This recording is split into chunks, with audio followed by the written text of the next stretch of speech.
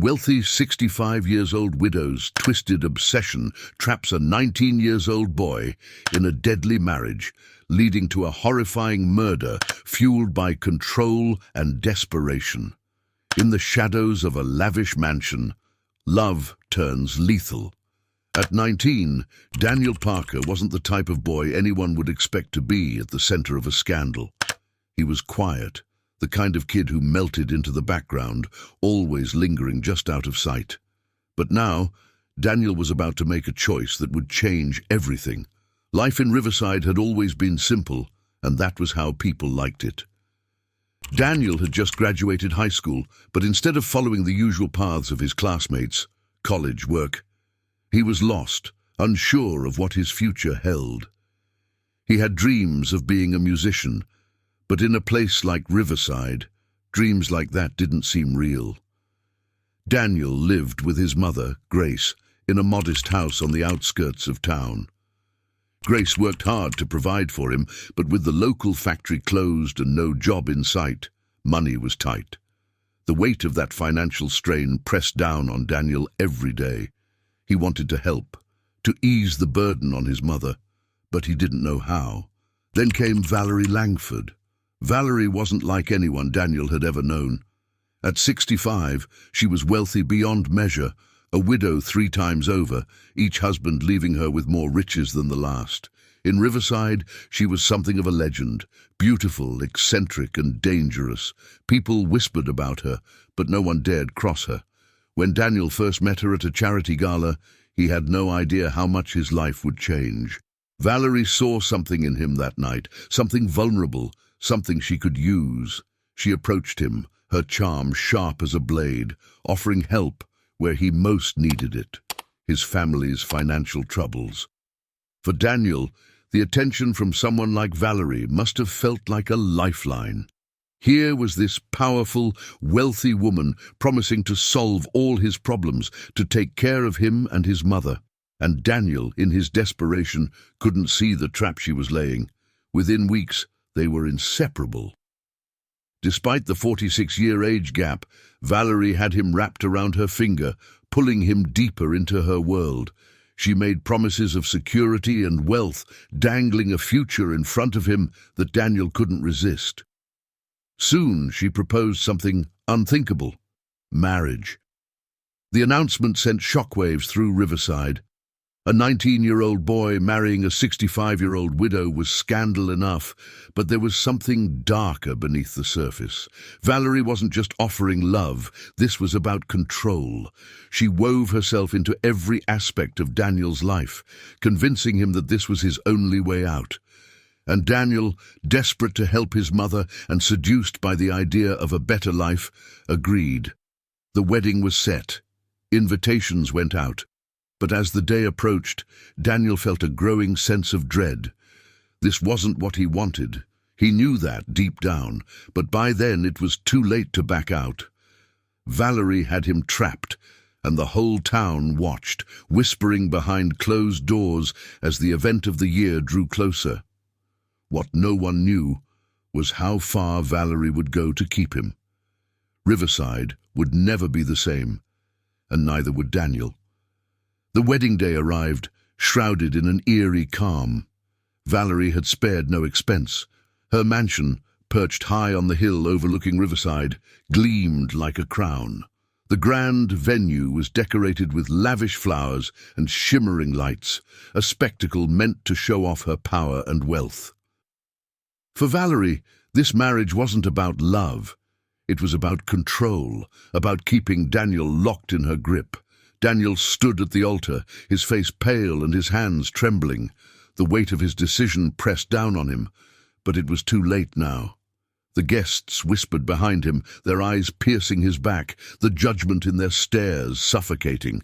His mother, Grace, sat in the front row, her face strained with a mix of heartbreak and helplessness. She had tried to stop him, but Valerie had woven herself too tightly into their lives. Daniel was about to commit to something he couldn't escape. Valerie walked down the aisle, a vision of elegance and authority, her eyes locked on Daniel. She looked like the queen she believed herself to be, and in her mind, Daniel was her prize. As the vows were exchanged, Daniel's voice barely came out. His heart pounded in his chest, every word feeling like a chain tightening around him. And yet, the ceremony continued, each moment pulling him deeper into a life he had never wanted. After the wedding, things changed quickly. Daniel moved into Valerie's mansion, a sprawling estate filled with luxury but cold and unwelcoming. It was nothing like the modest home he had shared with his mother. In the beginning, Valerie showered him with gifts, showing him off at parties and social events. But it wasn't long before her true nature surfaced. Valerie controlled everything. She dictated what Daniel wore, who he could speak to, and how he spent his time. What had seemed like a partnership quickly became a prison. Valerie was possessive and demanding, her every word dripping with condescension. She reminded him constantly that she had saved him and his mother from their struggles. She mocked his dreams of becoming a musician, calling them childish and unimportant. Daniel's guitar, once his refuge, now gathered dust in the corner of his room. As the weeks passed, the age gap between them became a chasm. Valerie thrived in the world of high society dinners and exclusive parties, while Daniel longed for the simple life he had left behind. He missed his friends, the freedom of being a teenager, but Valerie kept him isolated. She monitored his every move, forbidding him from seeing his mother unless she was present. The once vibrant, hopeful boy began to fade, his spirit crushed under the weight of Valerie's control. At parties, Daniel would sit quietly by Valerie's side, a silent accessory to her larger-than-life presence. Friends and acquaintances noticed the shift in him. The boy, who had once been shy but kind, now appeared distant, almost hollow. The whispers grew louder. People wondered how long this strange marriage could last. Grace, Daniel's mother, grew increasingly worried. She hadn't seen her son in weeks, and when she did manage to speak to him, their conversations were brief and stilted. Daniel sounded distracted, guarded, as if someone were always listening in, and in truth, someone was. Valerie watched every interaction closely, making sure no one came too close to discovering the truth. Daniel was slipping away, and everyone could see it. Everyone except Valerie, who saw only what she wanted: control.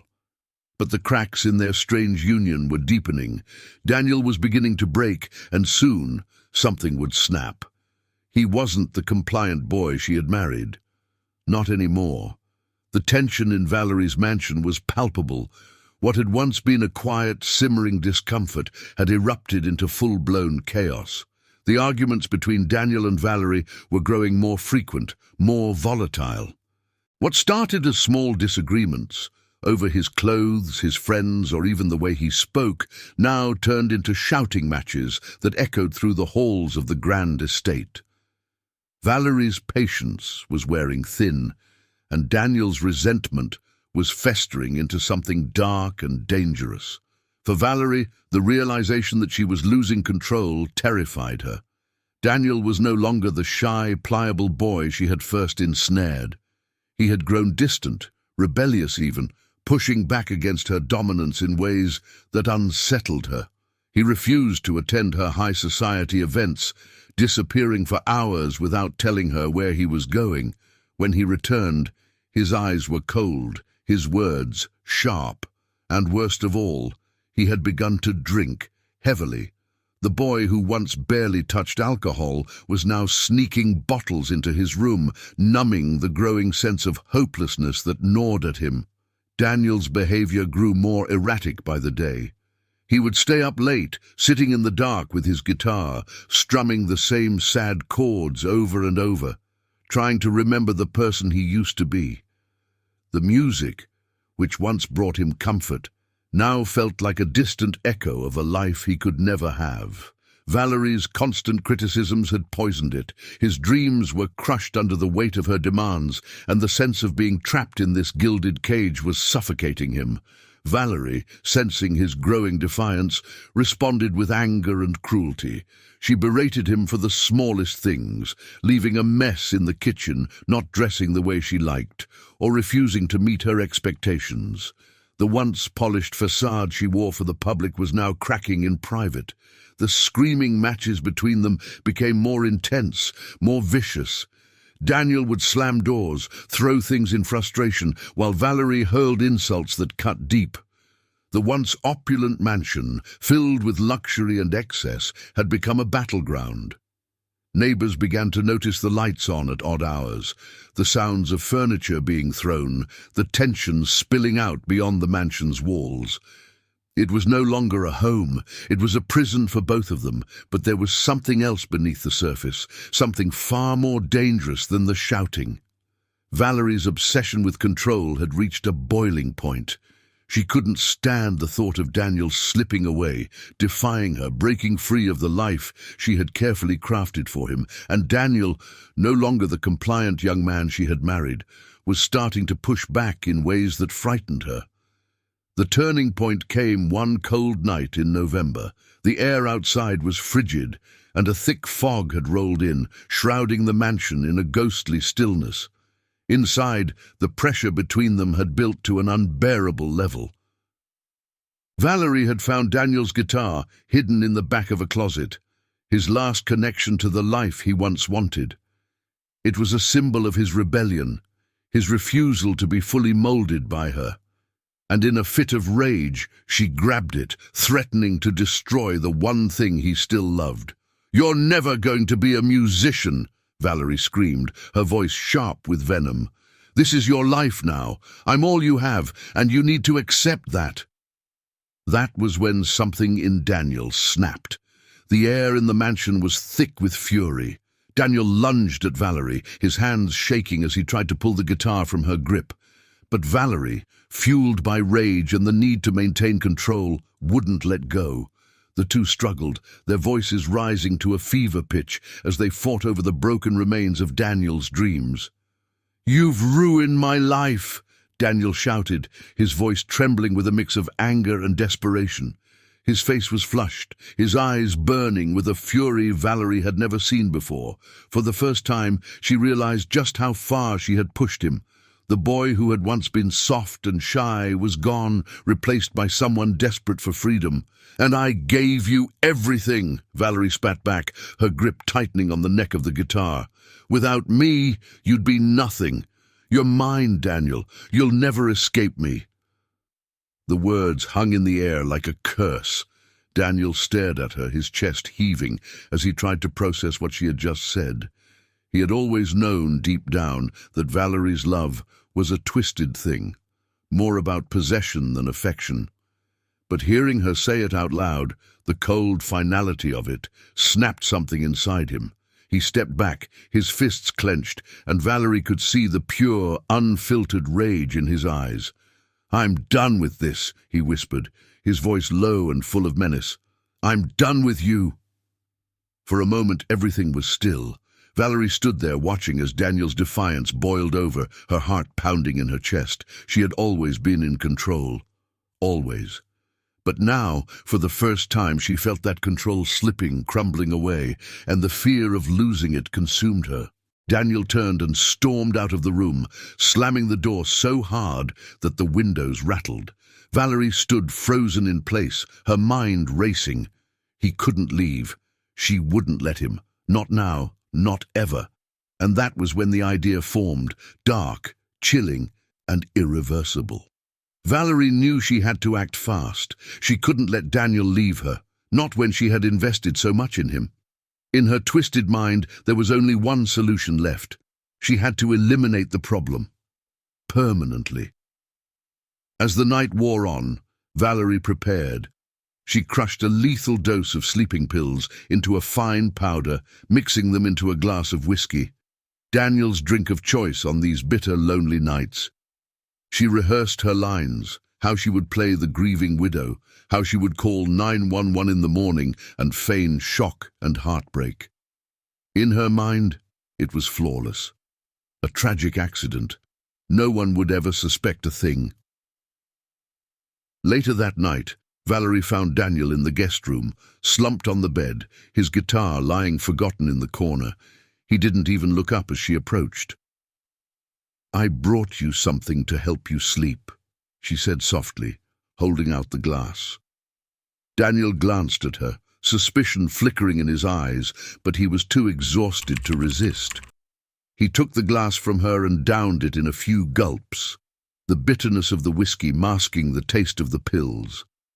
Valerie stood in the doorway, watching him as his body began to relax, the drugs taking effect. She waited, heart pounding, as Daniel's eyelids grew heavy, and soon he was unconscious. But something went wrong. In the middle of the night, Valerie was jolted awake by a sound, a terrible guttural groan coming from the guest room. Her heart racing, she rushed down the hallway. The sight that met her eyes was horrifying.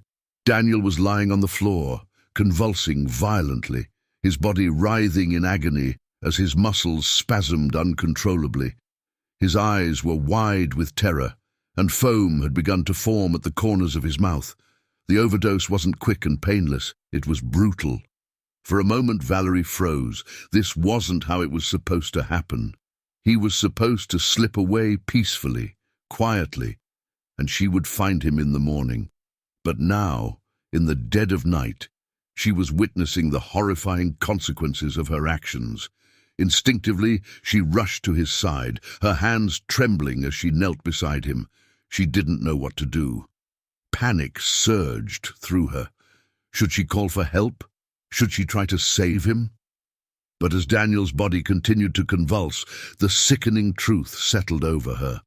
There was no going back. Valerie stood up slowly, stepping away from him. She couldn't let anyone know. She couldn't let her perfect plan unravel now.